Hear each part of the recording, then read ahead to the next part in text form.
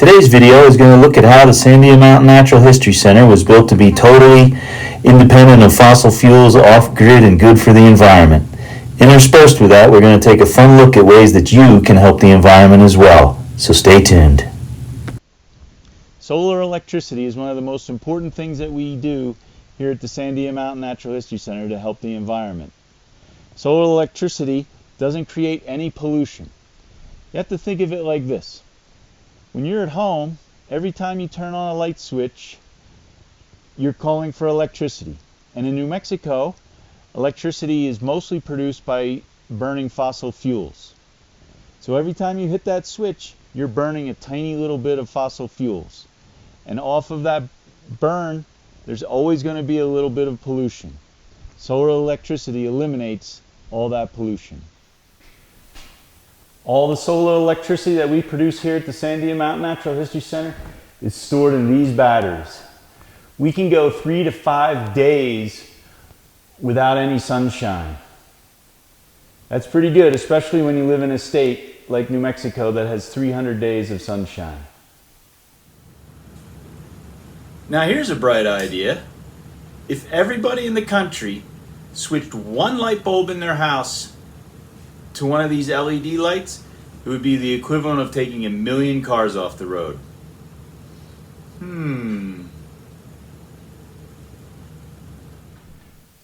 Believe it or not, these panels serve as the heater for our buildings. The sun's energy heats up liquid called glycol, which runs through these panels and then runs over to the building through the floor and actually heats up the floor. So we don't burn any fuel, any kind of propane, gas, wood, or anything to heat our buildings. It's called hydronic heating. One of the most common questions I'm asked is, how do you heat the buildings at night? If you're heating with solar power, doesn't it get cold at night? That's what these are for. What happens is the liquid called glycol is actually heated outside, and before it goes out to the buildings, it goes into these tanks.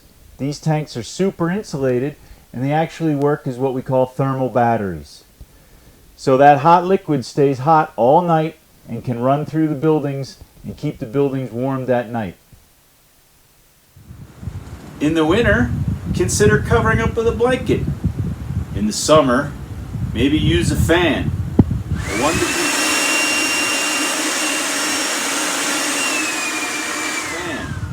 A 1 degree change in your thermostat could mean up to a 10% savings on your energy bill. And that's good for the environment. To conserve water, we use these tanks.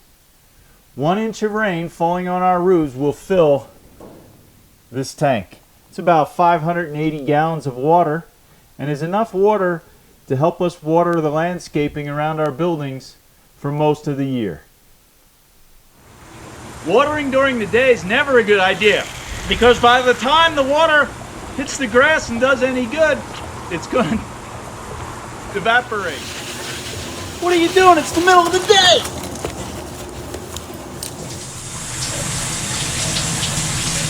One of the most important things you can do is take shorter, quicker showers.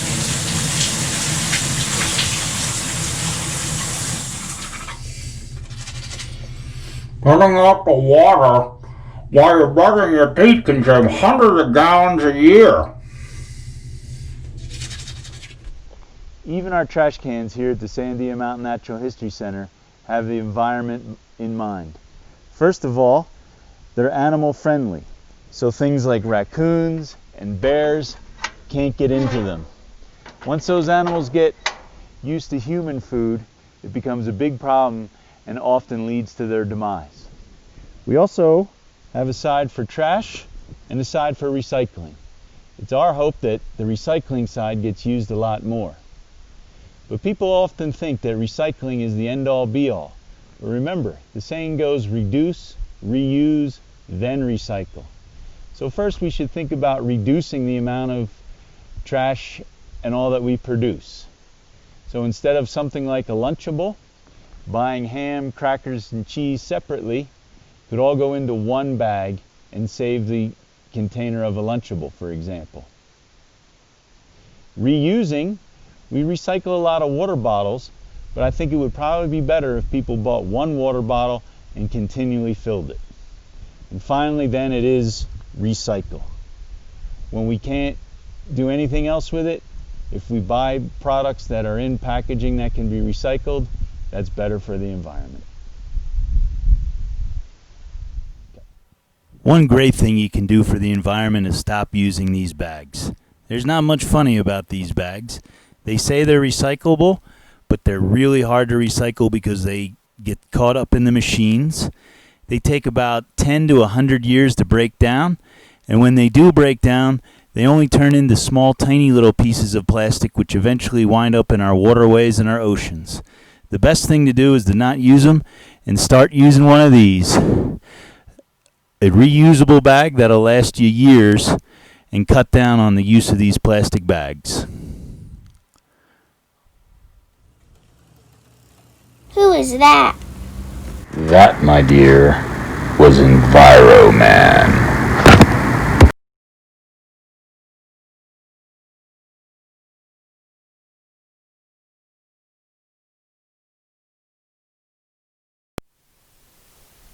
You may not be able to totally go off grid yourself, but there's hundreds of things in your everyday life that you can do to help the environment.